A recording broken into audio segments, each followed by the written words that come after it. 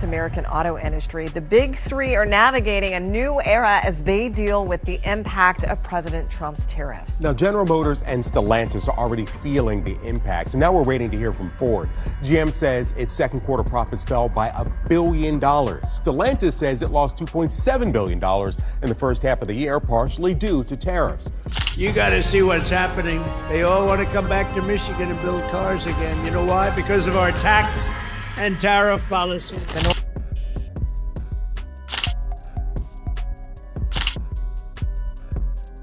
Trump's protectionist tariffs were sold as a miracle cure for Detroit's decline.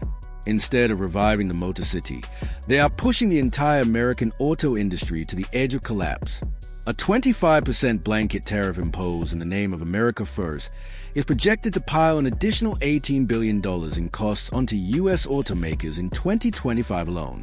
The so-called Detroit Three, Ford, GM, and Stellantis, are shouldering nearly $42 billion of that burden. The weight is so severe that they are slashing profit forecasts, shelving new investments, and rethinking entire business models. What was meant to shield American jobs is instead triggering layoffs, frozen projects, and panic across supply chains. Even Detroit's own business leaders, including the Regional Chamber of Commerce, have warned that the tariffs may be the industrial equivalent of shooting yourself in the foot. At the center of the storm stands Stellantis, the transatlantic giant once hailed as a symbol of Detroit's rebirth. Now it is unraveling in plain sight. Sales are plunging, inventories piling up, and mounting losses are transforming what was once seen as an American champion into the face of an industry in crisis. The company once celebrated for bridging U.S. and European markets have become the most visible casualty of Trump's tariff war. In just 6 months, Stellantis swung from a $5.6 billion profit last year to a net loss of $2.3 billion, with total losses climbing toward $2.7 billion in the first half of 2025.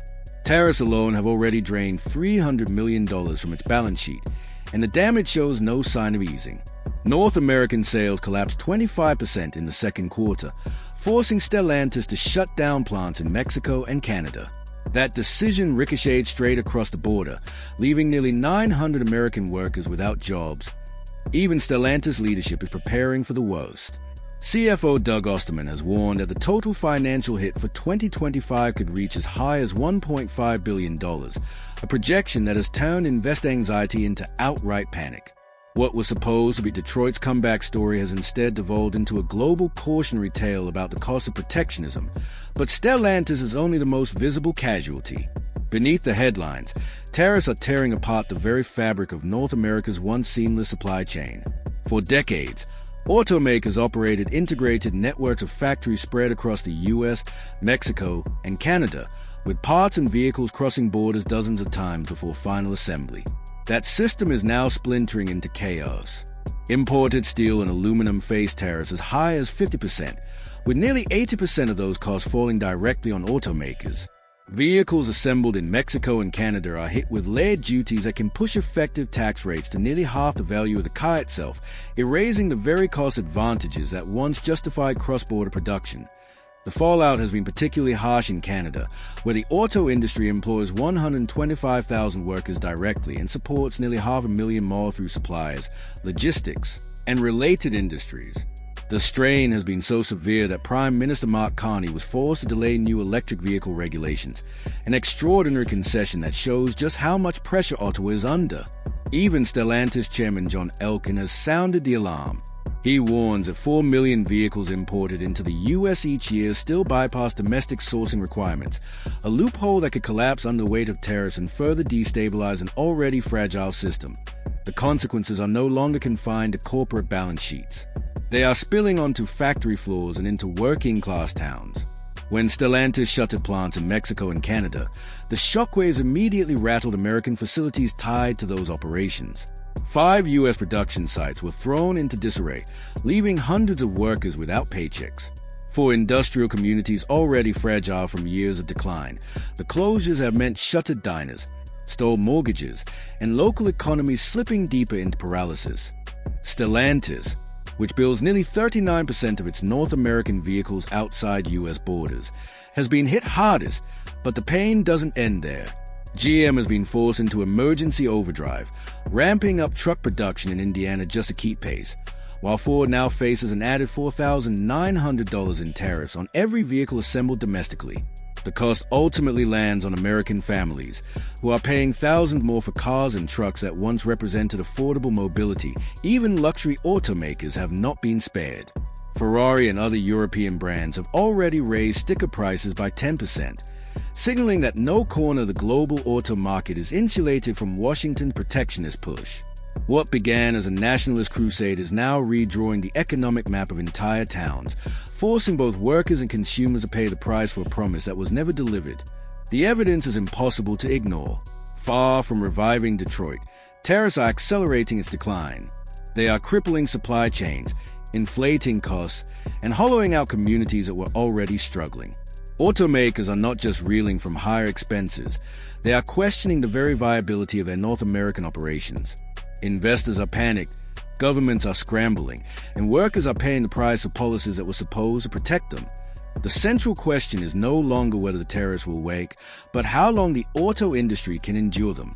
If Stellantis, the company once meant to anchor Detroit's future, cannot survive Trump's protectionist policies, how much longer before the entire American auto sector caves under pressure? The backlash has not stopped at America's borders. It has ignited fury among U.S. allies, transforming long-standing friends into reluctant adversaries. Canada, once the bedrock of America's trade partnerships, has answered Washington's tariffs with its own countermeasures on U.S. cars. This retaliation only escalates disputes already simmering over energy pipelines and agricultural quotas. A cross-border economy that once operated like a single machine now resembles a battlefield of retaliations, each move sharpening the rift between Ottawa and Washington. Japan, too, is staring at catastrophe. Its auto exports, long treated as a pillar of national growth, now face losses of up to $17 billion. That threat forces Tokyo to confront a question once unthinkable. Can the world's third-largest economy continue to anchor its fortunes to a market increasingly defined by unpredictability? South Korea has read the danger in real time. Seoul's $2 billion lifeline to its automakers is more than just a financial buffer.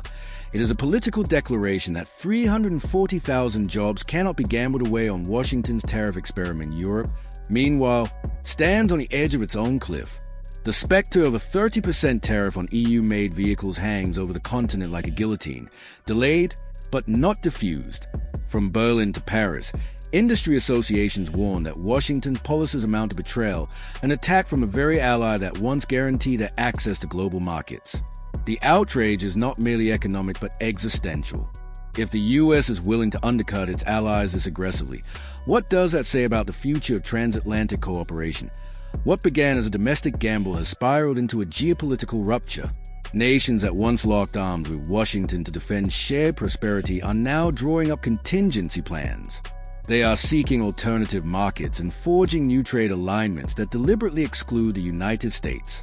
The message from Ottawa, Tokyo, Seoul, and Brussels is unmistakable. Loyalty has its limits, and when survival is at stake, no alliance is immune from fractured as Stellantis spirals downward. Detroit's rivals are hardly faring better. Ford and GM have been dragged into the same vortex of rising costs and mounting uncertainty, forced to improvise strategies that feel more like triage than long-term planning. GM has rushed to ramp up truck production in Indiana, hoping to offset losses from disrupted cross-border supply chains. Yet even as it accelerates output, executives warn that if tariffs persist, relocation of plants may become unavoidable, an admission that undercuts the very promise of keeping jobs in America. Ford faces an equally punishing equation. With layers of tariffs stacked one on top of another, the company now shoulders an average of $8,641 in added cost for every imported vehicle. That financial pressure has already forced Detroit's automakers to slash ambitious electric vehicle investment plans and retreat back to the relative safety of pickups and SUVs, the very opposite of the innovation narrative Washington claims to champion. The anxiety is palpable on the ground. Unions across Michigan and Ohio warn that a new wave of unemployment is taking shape as companies quietly prepare for layoffs if relief does not arrive. Instead of securing the future of American manufacturing, tariffs are leaving even the biggest players scrambling for survival. What was marketed as a revival has instead become a straitjacket. Trump's America First trade doctrine promised to restore U.S. manufacturing dominance. Yet in practice, it has left the nation's auto industry boxing, paying more for materials, losing ground abroad, and facing new layers of uncertainty at home. The rhetoric of national strength has curdled into a reality of industrial fragility. Credit agencies and global analysts are sounding alarms. Moody's has singled out Volkswagen, Volvo, and Stellantis as the most exposed multinationals, their reliance on U.S. consumers turning from asset to liability in a matter of months. ING goes further, warning that Washington's retreat from electric vehicle incentives will not only stunt domestic growth, but could cement foreign leadership in one of the century's most critical technologies. Every dollar of subsidy cut is a dollar ceded to Seoul, Tokyo, or Berlin. The market consequences are already visible. Detroit's share of the global auto market has slid from 18% to below 12% in just 2 years. Such erosion cannot be dismissed as a temporary cycle. The speed and scale point to something deeper, a structural loss of influence in a sector once synonymous with American Power.in boardrooms across Europe and Asia. Strategists now treat the United States not as a partner setting the rules, but as a stumbling competitor undermined by its own policies. Policy groups within the U.S. are equally blunt. Instead of calling tariffs a shield, trade advocates now describe them as a direct strike at the heart of American industry.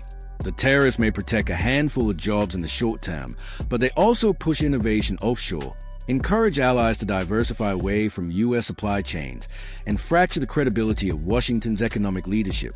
What began as a bid to control America's destiny has become a trap, one that risks leaving the auto industry sidelined in the very global race it once dominated.